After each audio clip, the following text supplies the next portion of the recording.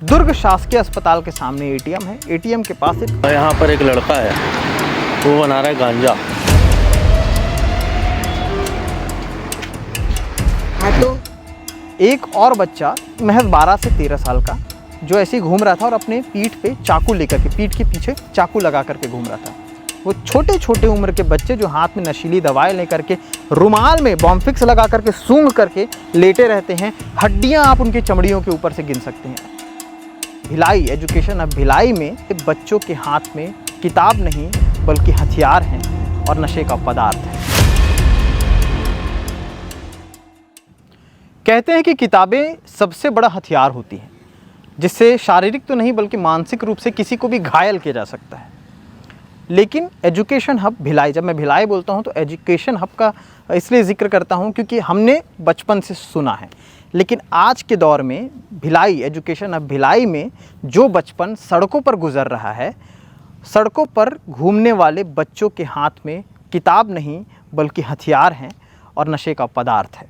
और उसके बाद भी जब हम बढ़ते क्राइम के आंकड़ों के बारे में बात करते हैं तो हमें खुद में भी शर्म आना चाहिए। नमस्कार, मैं सीमांत हूँ।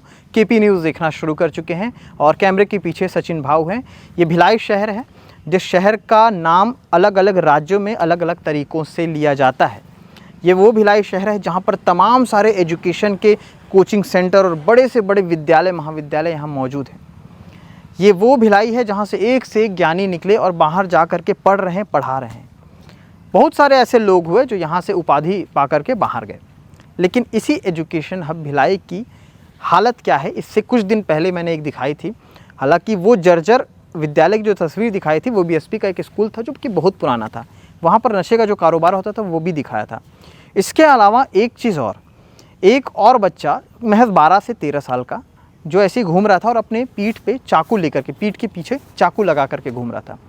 बहुत आसानी से उसने कह दिया कि ये वीडियो डालना है तो डाल दो, मुझे डर नहीं लगता।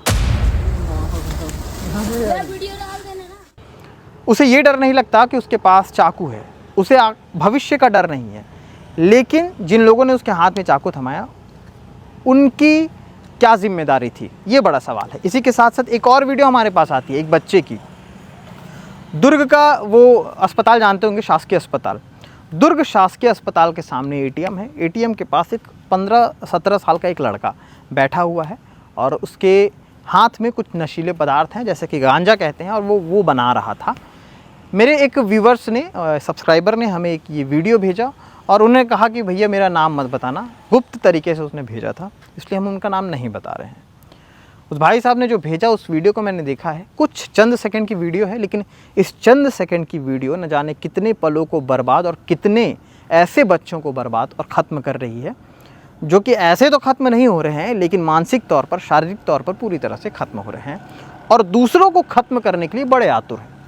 इन तमाम सारी खबरों को लेकर के बहुत सारे सवाल उपजते हैं, लेकिन इस सवाल का जवाब कौन देगा? मैं बड़ी बड़ी बात कर रहा हूँ या बड़ी बड़ी खबरें ऐसे दिखाऊं, बताऊं, सुनाऊं तो आप स्किप करके चले जाएंगे जब तक कोई नेगेटिव ऐसी खबरें ना हो।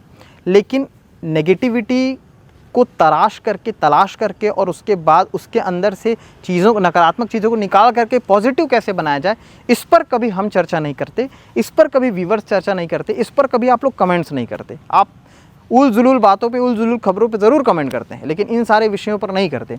जो बड़े बड़े कोचिंग संस्थान हैं ये आपस में लड़ते हैं।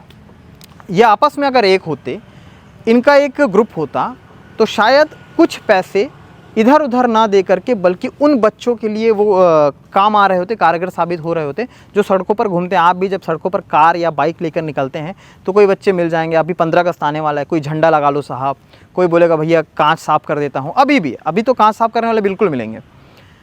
इनके लिए क्या उन कोचिंग सेंटर, या सिर्फ कोचिंग सेंटर नहीं बल्कि बड़े बड़े सामाजिक संगठन हैं हमारे यहाँ, एक से एक पार्टियों के नए नए युवा नेता हैं हमारे यहाँ, सिर्फ अपनी साख जमाने के लिए, अपनी धाक, अपनी पकड़ जमाने के लिए रोज़ नारों के साथ अपने अपने नेताओं के लिए 20 सड़कों पर खड़े हो जाते हैं। कोई ये नहीं सोचता कि इन बच्चों के लिए अगर एक ग्रुप बना करके कुछ पैसे इकट्ठा करके ऐसा कुछ तरीका अपनाया जाए, ऐसे कुछ एनजीओ बनाए जाएं जो ऐसे बच्चों के लिए काम करें तो बेहतर हो सकेगा। मेरा ये मानना है कि महीने भर में ये चीज़ें कंप्लीट नहीं होती, 2 महीने में ये सारी चीज़ें कंप्लीट नहीं होती, लेकिन अगर किसी चीज़ को प्रयास किया जाए तो शायद बहुत सारी चीज़ें ठीक हो सकती हैं। लेकिन ठीक करेगा कौन? किसी के पास इतना टाइम नहीं है कि वो सड़कों पर घूम रहे बच्चों के लिए करे। इसलिए मैंने सोचा कि जो वीडियो आई है वो वीडियो आपको दिखाऊं, और इस वीडियो के ज़रिए आप सोचिए कि आपका बच्चा अगर इस तरह की स्थितियों में होता तो। अब आप ये नहीं सोचेंगे क्योंकि आप अच्छे ख़ानदान से हैं, अच्छा कमा रहे हैं, अपने बच्चों को अच्छा पढ़ा रहे हैं। लोगों की ज़िम्मेदारी सिर्फ यहाँ तक है कि वो अपने बच्चों को बेहतर शिक्षा दें और अपने बच्चों को बेहतर नौकरियाँ दिला सके, बस। चाहे वो घूस दे के दिलाएँ, चाहे वो जेन्युइन तरीके से। लेकिन इन तमाम चीज़ों के लिए भी कोई ना कोई ऐसी व्यवस्था होनी चाहिए।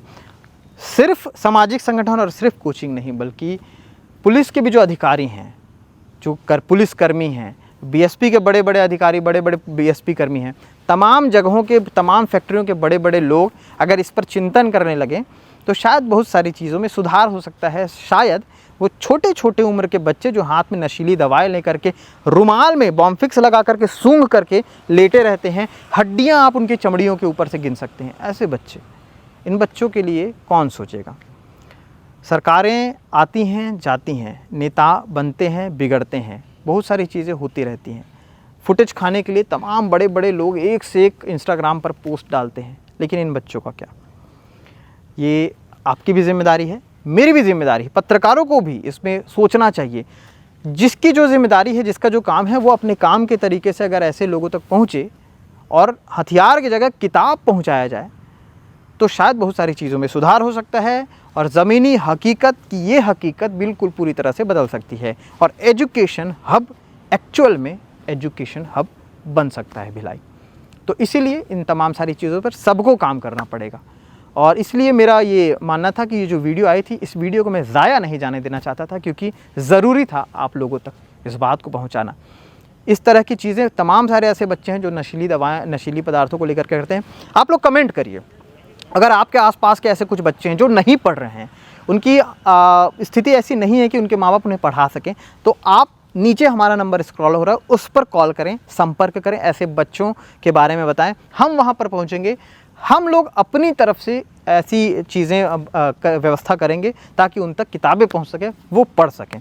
और अगर आप भी इस मुहिम में हमारे साथ शामिल होना चाहते हैं, अगर ऐसे बच्चों को बचाना चाहते हैं जो वाकई में आगे जाके भविष्य सुधार सकते हैं, देश की नींव वाकई बन सकते हैं, उनके लिए अभी से काम करना पड़ेगा। क्योंकि एक तरफ जहां पर लोग चांद और अंतरिक्ष की यात्रा से वापस आ रहे हैं, दूसरी तरफ भिलाई जैसे एजुकेशन हब में गांजा बनाता एक लड़का दुर्ग के जिला अस्पताल के ठीक सामने से ये कहते हुए चला जाता है कि जो करना है कर लो। तो क्या वो सही हैं? क्या ये बच्चे सही हैं? क्या इन बच्चों को पकड़ाने वाले हथियार और नशीली पदार्थ देने वाले लोग सही हैं? ये आप तय करिएगा। शुक्रिया।